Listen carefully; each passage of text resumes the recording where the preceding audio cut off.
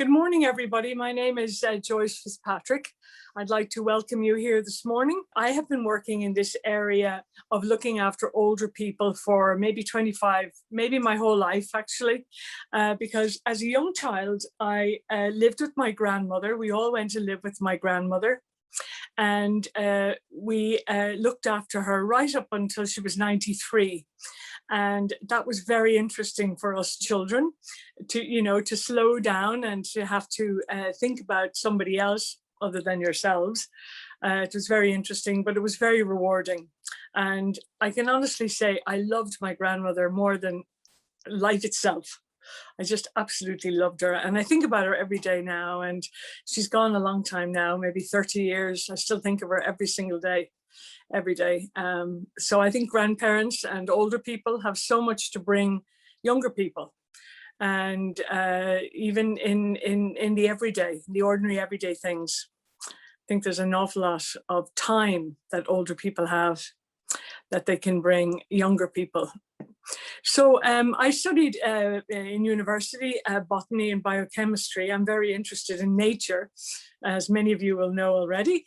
And that led me to understanding all the benefits of gardening and nature and wildlife all through our life. I taught in schools and I worked in community centres. I planted trees and I worked in nursing homes and as activity coordinator.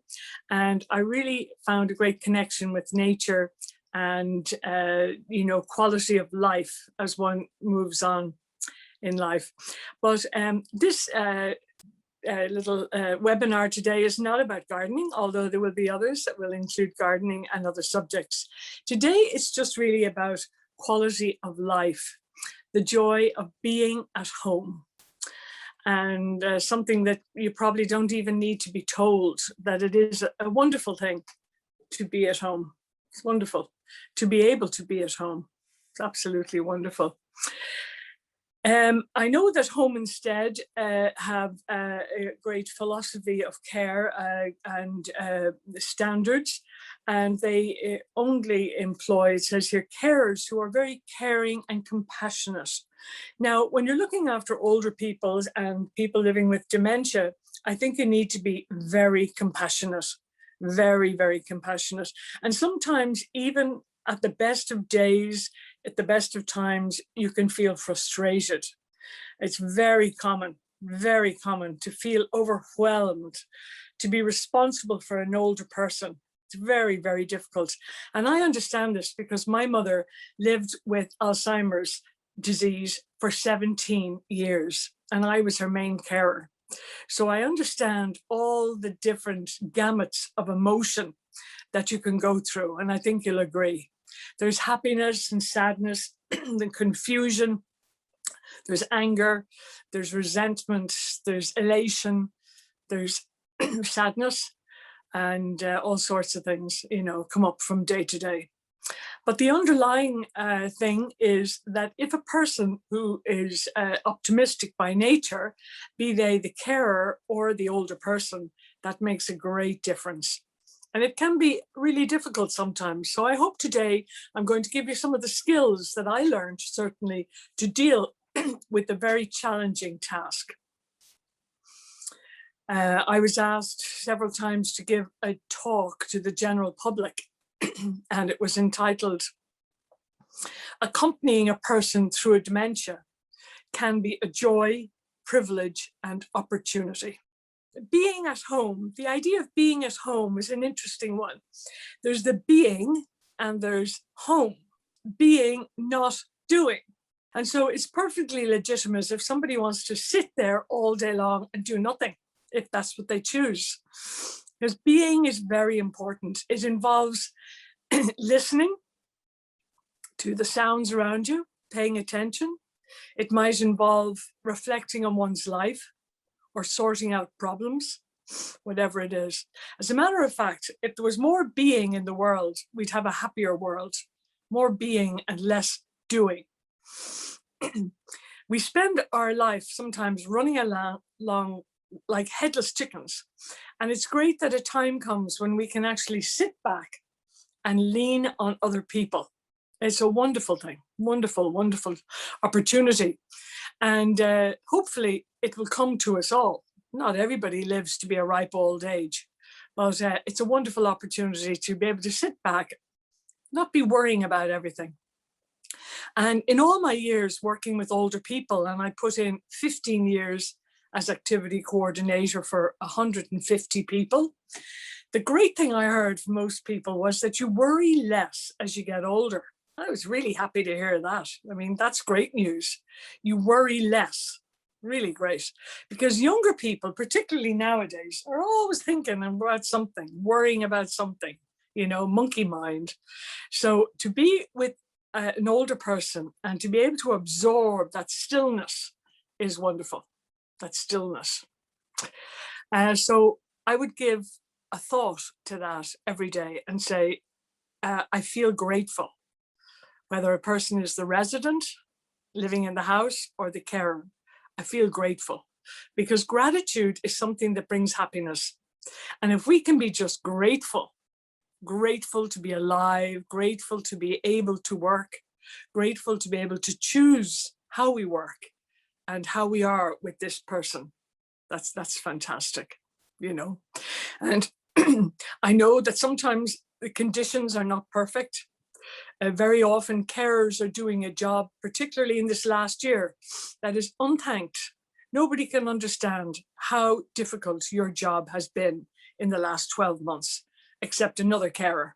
Nobody can understand how you dealt with the anxiety and the fear of this pandemic, and how you had to wear all this PPE and face masks and washing and everything else. So I have to say, I take my hat off to you. I think anybody who's in the caring profession is fantastic. They all should get gold medals pinned to their chest. Okay, so when we're working as a carer within the care home, we have our training and we understand the basic needs that we must attend to each day. And they're kind of obvious, you might say. No, but they're not that obvious to somebody who's never done it. Looking after another human being, first of all, we have to gel with that person. We have to be able to get on with them. And the only way we can get on with another person is to understand who they are. Very important. Who this person is that I'm sitting opposite to, that I come to every Tuesday or 3 times a week. Who is this person? And a good carer will go to any length to find out who is this person. They will talk to the person themselves about their life. They will look at photos around the house, if there are some. They will talk to the family. They will read the personal history of the person. And in doing this, a carer can very, very easily find what really matters to this person.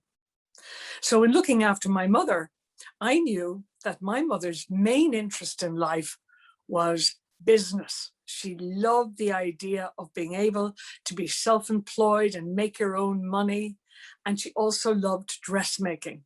So when she was diagnosed with Alzheimer's disease, we knew that one thing she was going to need was occupation, something to focus on every day, so she wouldn't be thinking about the diagnosis. After all, there's no point thinking about the diagnosis. In many cases, a dementia is very slow and it takes years to kick in. In many, many cases, a person might slow up but not have, serious effects of the dementia. So there's no point in worrying about it ahead of time. This occupation that my mom had in making these lovely aprons kept her for 3.5 years, really busy and focused. She made aprons for all of my children's teachers in school and for her cousins, her nieces, her nephews, everybody, boys and girls. And they were the simple little over the head aprons that tied at the back. But she had the whole room full of them. And this kept her completely aligned with who she was. So I can say that everybody who you are visiting and supporting, every person has something that in their life was their passion. It might have been fishing or golf. It might have been looking after children or butterflies. But whatever it was, if that thing or those things are present to a person, they're going to be happy. They're going to be occupied. So that's our job, is to find out, what does Margaret really want? Who is she? What's going to make her life really, really special? Because that's our job, to find out what it is and to bring that into her life. That's the number one most important thing, to know who the person is. After that, of course, you've got all the physical care, the washing and the dressing and assisting and the feeding and making activities for the day and all the rest. But to know who the person is and to understand their personality, you need to pay attention. The first thing is to really know the person and know, what their life was like in general terms. Was this person really a teacher or an office worker, or was this a manager of a bank, or was this man a milkman? Did he get up early in the morning? Was he a mechanic? What did he work at, and what was his basic essence as a human being? That's the important thing, the basic personality. And in doing that, you might say to yourself, well, what's my essence? You might say, yeah, I'm a mother, but I'm also a gardener, or I'm a friend, whatever it is. So just to get the basic idea of who this person is. And along with that is the personality type. So it's very important before you look after somebody to know if they are extrovert or introvert. Really important.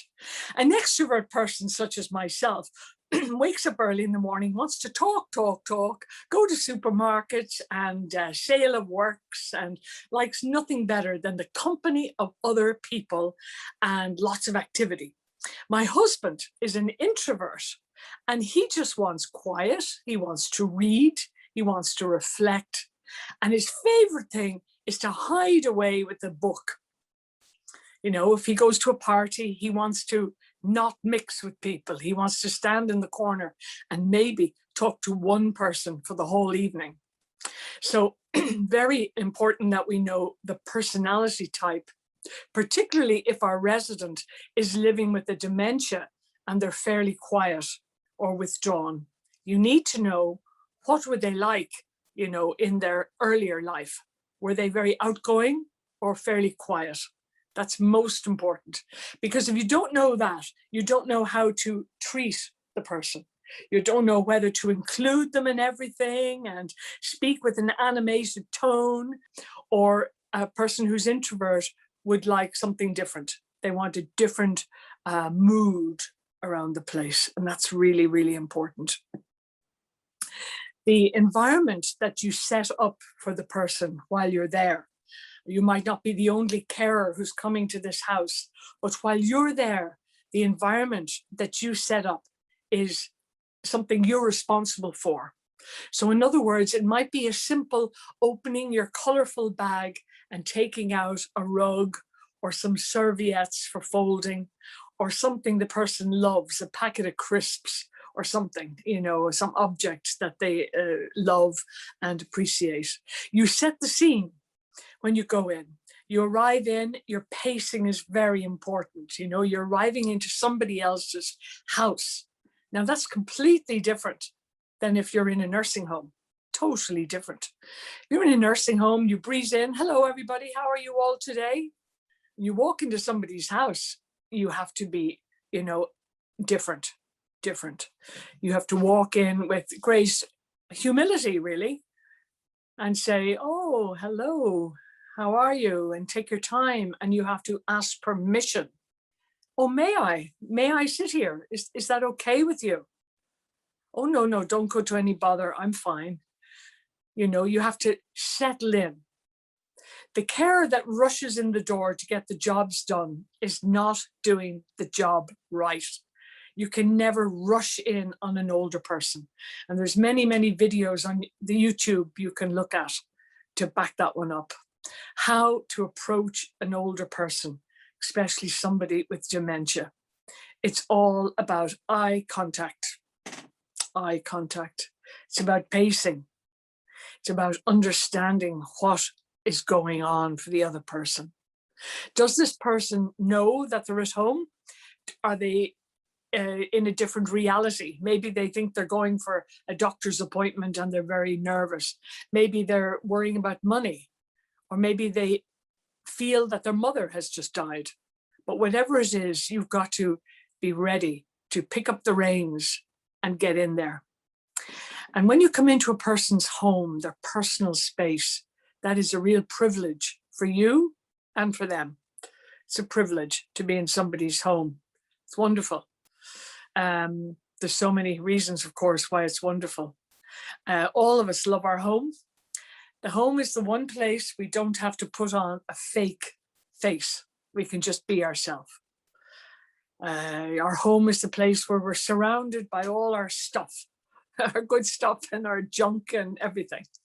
It's a place where we express ourselves during our life, and it's full of our memories. It's full of materials. We'll get around to those in a few minutes. It's really important. Now, when you're looking after a person, I know in your training, this is surely covered, the needs of the person are many. And some of the needs are more important than other needs. Just go down through them for the moment. The needs for safety are obviously the very first need. So if you arrive into a house and a person is frightened and feels that you've broken in, that's going nowhere. Absolutely. And no amount of convincing and raising your voice and repeating it is going to, change that. If a resident person living in their house, a client, gets a bad feeling about you, they're never going to forget it. Because the one thing that we have when we're older, like when we're younger, but especially then, or even when we have dementia, is we have a safety valve that tells us when there's a bad situation. The feelings are there and they're very strong and they're very true.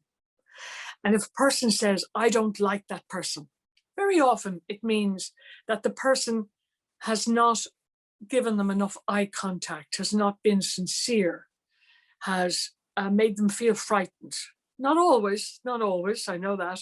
Sometimes a person with dementia can mistake the physical appearance of somebody for somebody else. And that's unfortunate. If they think you are their neighbor that they had down the road who they didn't like, or their sister-in-law or somebody like that, who they've had issues with.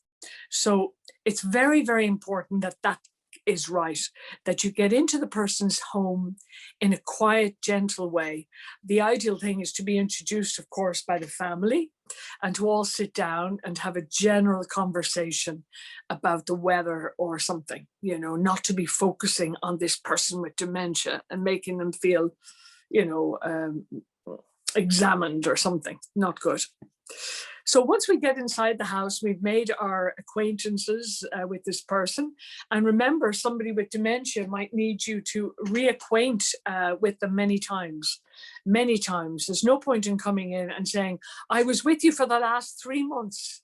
There's no point in saying that. That's a terrible thing to say. If a person doesn't remember you, you must introduce yourself again and again. And after a while, they will remember. They remember the voice and they remember the feeling that they get, the way that you talk or the way you laugh or your mannerisms. And they'll say, I know you now. Sure, I met you loads of times before. It'll eventually come to them and say, yeah, that's right. Yeah, and remind people that you know them and you care about them and you like them very much. You've got to be very sincere, very sincere. So the safety needs and the needs for physical well-being are obvious. The person is going to need all their physical things looked after. There are wonderful videos, again, on YouTube. Maybe you've seen them, but on bathing somebody, on washing their feet, starting at their feet and working your way up. Wonderful videos on waking somebody up in the morning, on dressing. Lovely videos, very sensitively done. On giving the person all of these physical needs that they have. for sleep, for exercise, washing, toilet visits, supporting feeding, and all of that. I'm sure that's something that you're well aware of. The area that sometimes is overlooked is our psychological needs. We all have psychological needs, all of us, and those are very important, and they need to be considered when you're looking after an older person. In particular, I read out a few of them. Our emotional needs, obviously very important. Our need for love. Very often a person gets to older life and they don't feel that they're very loved. And here they are sitting in their home and they have the feeling that nobody has visited them for months on end. That must be terrible. Now, we don't want to contradict them and say, yes, your son was here yesterday. He's here every day. We don't want to make the person feel that they're stupid and they didn't remember that. We have to say, well, as far as I know, Sean, comes as often as he can. He has a family. We have to justify it and bring out the goodness in the other person. Then the person will say, oh, that's right, he does. Yeah, I forgot now, he has a family. So he's probably busy, that kind of thing. So the person doesn't feel that I'm here and nobody bothers about me. Also, there's some wonderful caring things that you can say to another human being. I have a neighbor here in Blackrock and she's fabulous. When she passes, she says just one sentence and she moves on. She's an older lady. But that one sentence is the sentence you needed to hear. Like she'll say, oh, I'm sure your husband is glad he found you. Or, you always have a smile on your face. Or she might say, my goodness, what a worker. Now, I know when my mom was in the later stages of dementia and she couldn't any longer read the Irish Times, she understood completely these types of conversation, short statements. She loved that. And we would say, oh, great mother. Oh, great with the money. Do you know what I mean?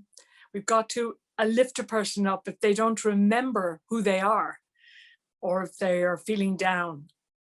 We've got to allow the emotions to come up and confirm and stabilize the emotions. So if we see somebody is sad, we don't just try to cheer them up. It's not about that. It's about trying to understand why are they sad and acknowledging that and saying, you look sad today, Mary. Now, is it the rain or is there something bothering you?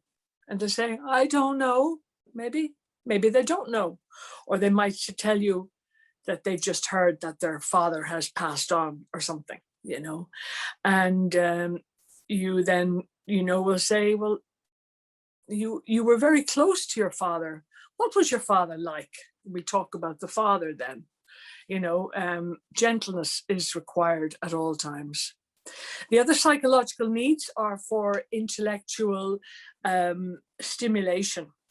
And even when a person has no language, even when a person has a lot of cognitive impairment, as they might have living with the dementia, but particularly older people who don't have cognitive impairment, everybody needs intellectual stimulation every day. That is to read the paper or to take a book down or to make decisions about things.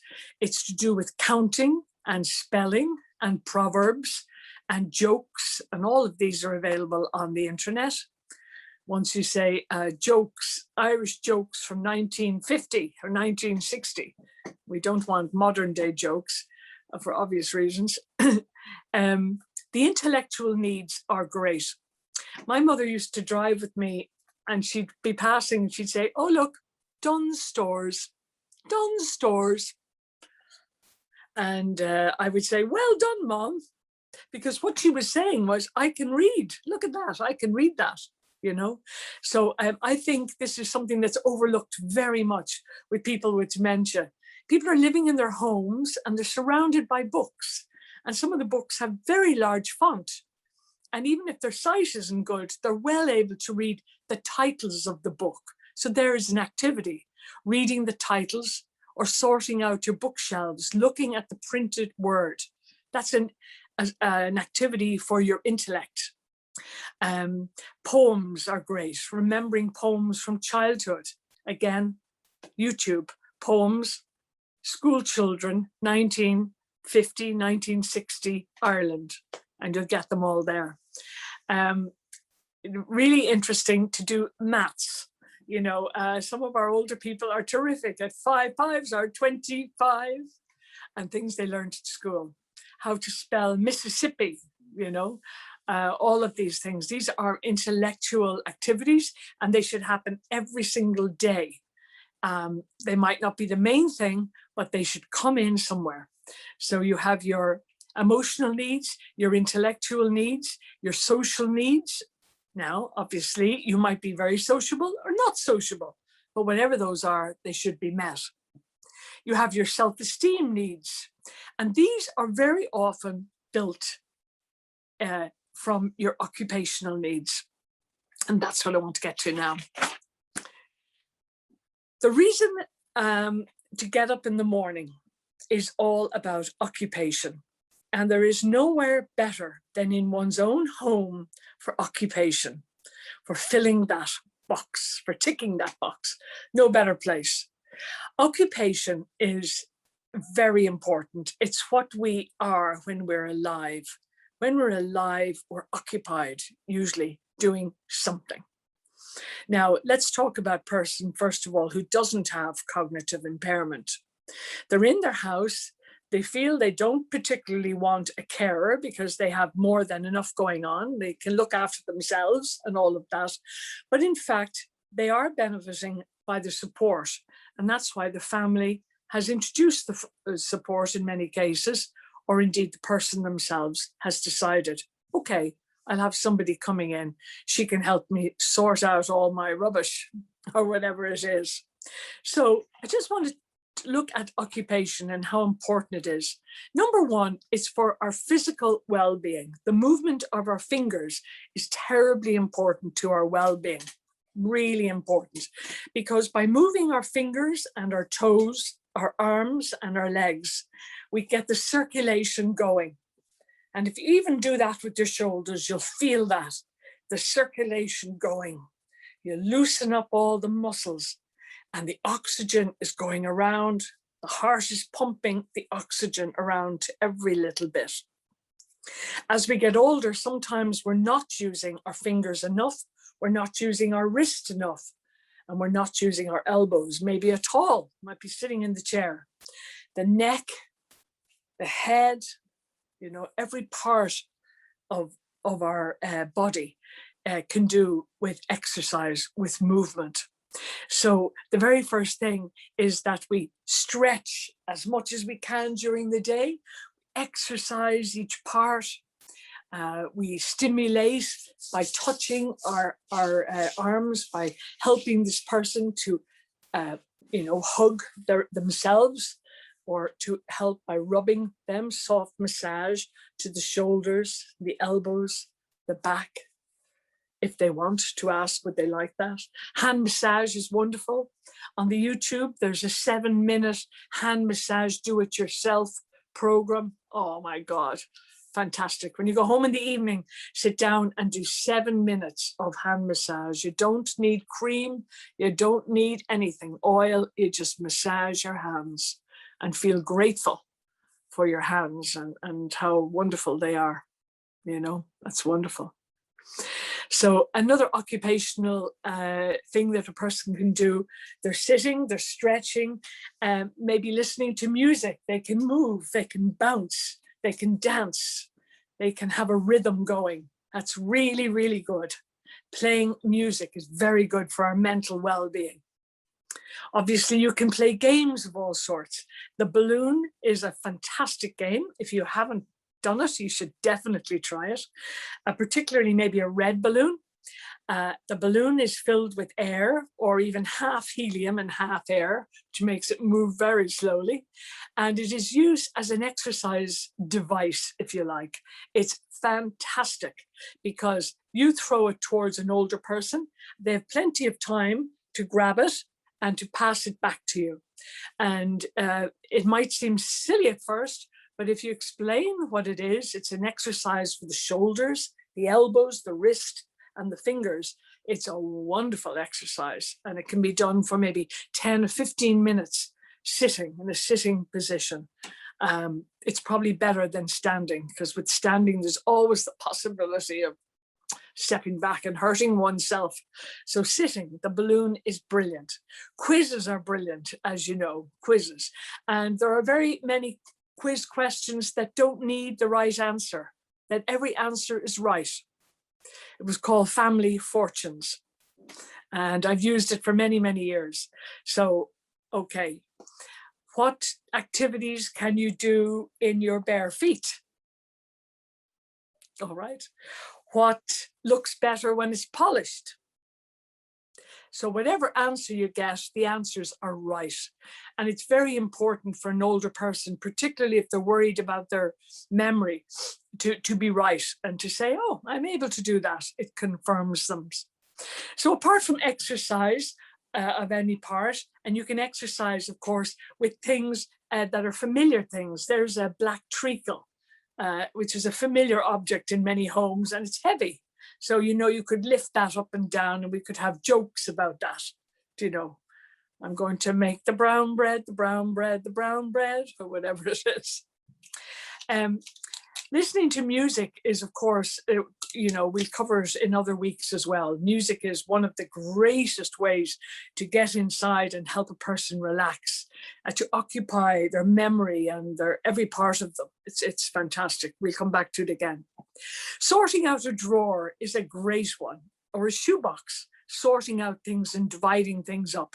And of course, you as the carer must make sure that there aren't sharp objects in there, because some people, older people might have diabetes, and you don't want injuries to the fingers with brooches and pins. So you watch that. There's nothing better than sorting things out and grouping things, and it can be done into bowls, you know, kitchen bowls. You can put the jewelry in there and the pencils in there and that type of thing. Cleaning, polishing, and dusting in your own house is fantastic as an activity. Really, really brilliant activity. If I have something to do and I have things nearby, objects like this that are familiar objects to me, I can really enjoy a little bit of housework. I can get out the Brillo and the scrubber, and I can really clean objects and feel that I've done something. So before my lunch today, I'm going to get all of these objects. I'm going to talk about them to my carer, and I'm going to see that they're all clean and washed and dried, all of these objects. And my carer is going to be delighted to hear what I did with this, all the brown bread that I made for years. Now, I bet you don't know what that is. You know, that was for the turkey. Every Christmas, putting the butter on the turkey. I bet you all know what that is. The objects around the house are just fantastic. Fantastic. They have full of memories, like the frustration, you know, and when you describe these, talk to your resident about the frustrations of things not working, they'll understand that. They understand the feelings very, very well. Anything with wool is really a terrific occupation. Really, really a brilliant occupation. I made these from old wool, these little sea urchins. And if you don't have much wool around, you can just get an old jumper and unravel it. It's a wonderful activity, actually, to unravel, unpick something, even a piece of hessian. These were just made by getting a little ball of wool and rolling it all up, and then covering it with white, and then with another color. Isn't that lovely? These were made last summer in the pandemic with some residents in a local nursing home. I think we had 40 of them all together. And they're lovely. People have them in their room, and they're a lovely object to hold in your hand. Wool is one of the best things because it is so associated with previous memories. It's a natural object and the rest. This is something you could make in the home. It's just a little branch of a tree, a forked branch that you'd find in the garden, and you put the wool around it, around and round and round, and then you hang it up from the tree. And it's great at this time of the year as a nesting device. And that's very much a summertime activity. It's a wonderful activity. And I have another one here that you probably have never thought of. Never have to throw anything away. David Attenborough said that. He said, always recycle. So this is the old oven tray, you know, the tray from the oven. And I'm busily working away with this lady, putting wool on it. Look at that. Okay.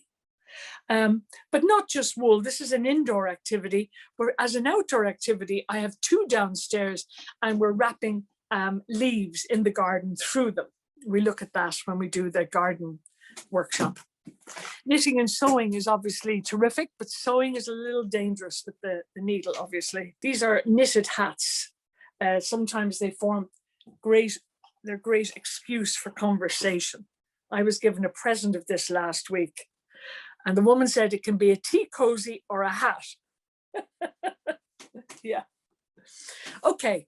Now, so looking after all of these needs, the occupational needs, we'll cover a few more, can sort out the jewellery, look at house plants, photographs, gather special things around, all of that. They're just indoor things.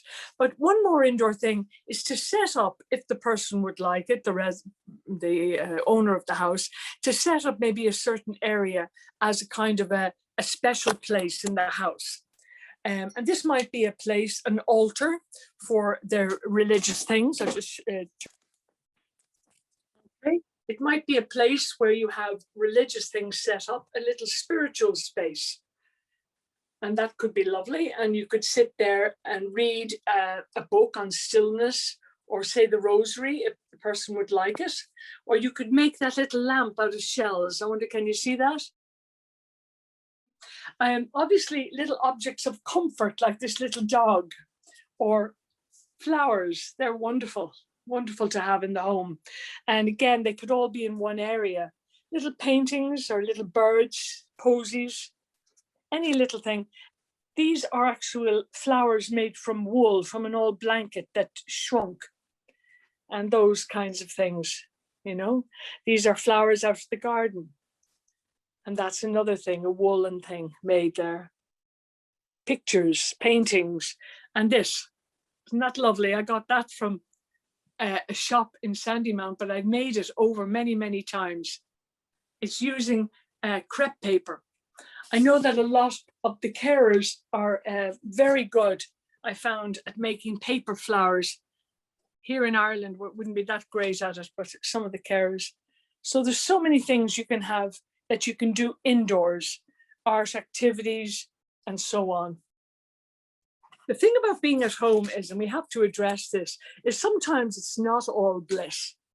Sometimes the person is at home and they don't recognize that they're in their home. They keep saying, I want to go home. And when a person is saying they want to go home constantly and they are actually in their home, they're not really saying, I want to go home. They're saying, I don't feel that safe. They're saying, this isn't me. I'm not here. I don't feel comfortable, or whatever. They're confused. And the very worst thing that you can do is start trying to tell them that they're wrong, all this. And sometimes even the family do it, and awful. You know, oh, Mom, I told you this is your house, you know. There was one woman, and she used to always be asking about the baby, and she was talking about her own baby, her son. Her son was now 38 years of age, and she would even ask him, and where's the baby? You know, and he would get very annoyed about this. And one day I said to him, you know, I took him quietly aside and I said, your mother loved you when you were a baby, and she's looking at those photos and she can remember, and she loves you so much. You are the baby. And when he kind of realized that, he you know, it melted his heart, and he was much more understanding. So there's many, many, many challenges when you're looking after somebody with dementia in their own home. Many challenges. And the repeating is one of the most difficult things. If a person is repeating themselves again and again and again, it happened with me. I was traveling with my mother in the car and I was getting, when is lunch, when is lunch, when is lunch, so much that I could hardly drive the car. And if I got annoyed, she would want to get out, even though it was on the M50. So I had to decide, how am I going to deal with this? And I realized that my mother didn't want the details so much because she wasn't really remembering details. Her logic wasn't working really well. She wanted the communication with me. So instead of answering the question again and again, I distracted and we got singing together. You know, she'll be coming around the mountain when she comes, or whatever. Sometimes distraction really works, and sometimes it doesn't work. Sometimes you need to go away and have 5 minutes to yourself because you are finding repeating very difficult. I want to mention something about the walking. Sometimes when people are living with the dementia, they have this very slow walk where they do one step at a time. And the reason that that's happening is very simple. It's that it's like that their feet are overstimulated. There was a person came to Dublin last year and had these special shoes that you could wear, that carers could put on their feet and they could discover what it was like. And it was almost like stones in your shoes. It felt like when you walked on these shoes. So the person with middle to late stage dementia, if they're walking slowly, 1 inch at a time, it's because that's all they can do. There's no point in saying, come on, David, bigger steps now, come on, come on. The person is really doing what they can. It's very, very good if you can understand that and be patient. I know you need to be so patient, so patient. You need so many good things. The good news is that by being patient, by being compassionate, you're going to grow as a human being yourself. You're going to gain so much experience about life. When you genuinely are focused in on somebody in their own home, you are the one who's going to make all the difference. Your reaction, your patience. So for God's sake, think of this before you go in to your job. Even if you're driving a long way to your job, as I know some people are, and they might only have 1 or 2 hours work and they have to drive back again, try to make it bliss, that time with another person, because it is.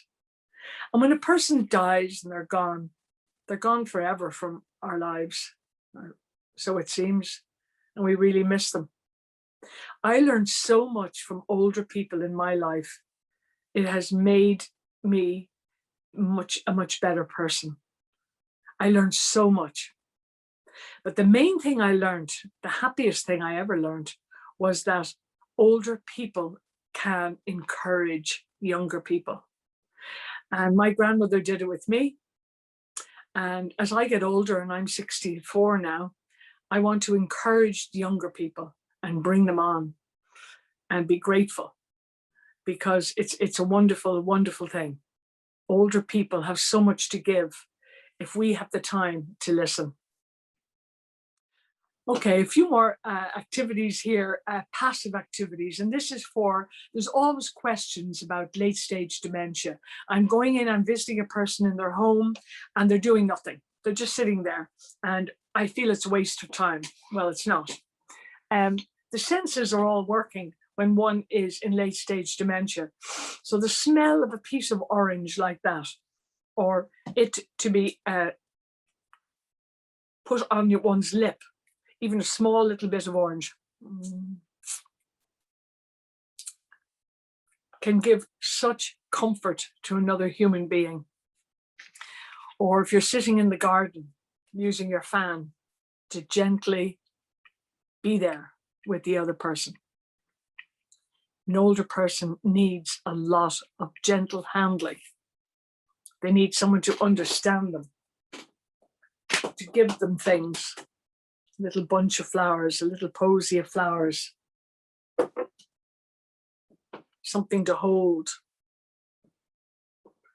Person in late stage dementia can benefit greatly by reminiscence, even though they don't seem to be responding. I know a lady, and all she wanted was baking equipment. You know, the baking papers that you use, and all of the silver things for the Christmas cake, the birthday candles. All she wanted was that box. And she spent her whole time, maybe 6-7 hours a day, rummaging around, sleeping and rummaging in that box. And that made her happy. It's our job to find out what makes a person feel most at home. And when we discover that, whether it's indoor or outdoor in the garden, we are onto a winner, and we can have a wonderful, wonderful job and a wonderful time. And I do believe that it all comes round. A lot of people have told me that they believe that goes around like karma, that when you're good to somebody, it comes back to you. I do believe that that happens. I do believe that a good carer working in a home and balancing everything. I know you've got to balance the family, your own needs, the resident, and all of that. But if you can be sincere and honest and authentic, that is great. I found a lovely photo the other day of my mom with her favorite carer, Mary. And Mary was very, very particular. She was a retired nurse. She had my mother in the best of makeup every day, and her earrings and her best clothes on her. My mother loved colors like this. I'm thinking of her today. We have a lovely photograph of her. And what we remember most about Mary was some days you would come and my mother looked like she had been through a bush backwards. Because my mom had decided, no, I'm not washing today and I'm not wearing that and I don't want those things. And Mary would go along with that and she would follow my mother's wishes. And we thought so highly of her because she was honest. And she told us exactly how our mother was while we were away from the house. And the family appreciates that you tell them exactly how it is. Just to mention that anything that you need to know about dementia is in the Alzheimer's Society. Have enormous number of things online. There's so many things online at the moment. So, for example, a person might have pain and they might not be able to express they have pain, or they might have an anxiety or something else like that. It can be very difficult to understand. And the only thing is, like with a newborn baby, sometimes if a person has living with a lot of dementia, you have to try many different things. You know, do they want to go to the bathroom, or do they need this or that? What is it? Because sometimes it's very hard to work out. But a happy atmosphere with the bird song in the background and lovely smells and lovely things to do and to look at. And so I hope that your work continues to bring you joy as well as your clients. It's lovely, lovely to have this opportunity to hold this webinar.